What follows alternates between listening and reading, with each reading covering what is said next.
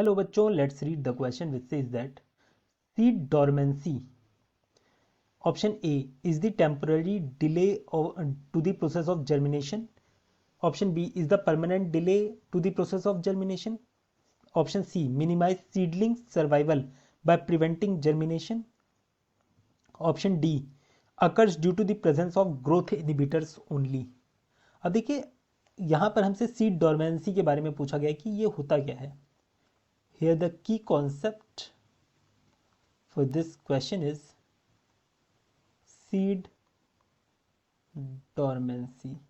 Seed dormancy basically एक तरह से हम इसे ऐसे डिफाइन कर सकते हैं, ये ऐसी स्टेट या कंडीशन होती है जिसमें सीड अपने आप को प्रिवेंट करता है जर्मिनेट होने से.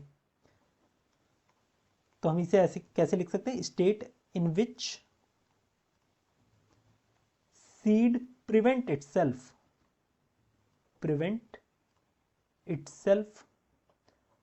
from germinating. ऐसा नहीं है कि कोई हार्श कंडीशन आ गई इस वजह से वो जर्मिनेट नहीं हो रहा है, सारी कंडीशन फेवरेबल है उसके बावजूद वो ना ग्रो करे, तो ऐसी कंडीशन को हम क्या बोलते हैं? सीड डोरमेंसी कहते हैं. State in which seed prevent itself from germinating even under favourable environment. Even under favourable environment, उस कंडीशन को हम क्या बोलते हैं? सीड डोरमेंसी कहते हैं.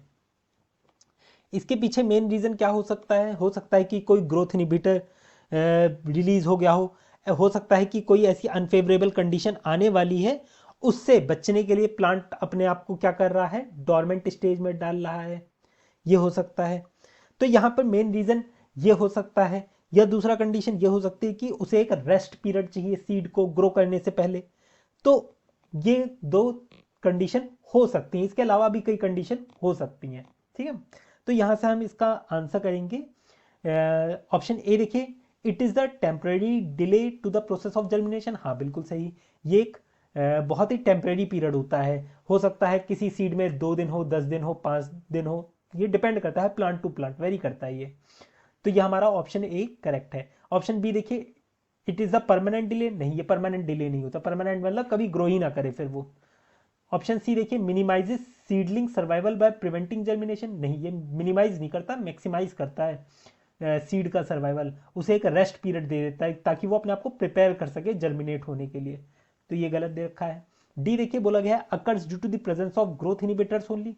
सिर्फ ग्रोथ इनहिबिटर्स की प्रेजेंस की वजह से ही ये ऐसा नहीं है सीड डोरमेंट हो, इसके अलावा भी कई कारण हो सकते हैं.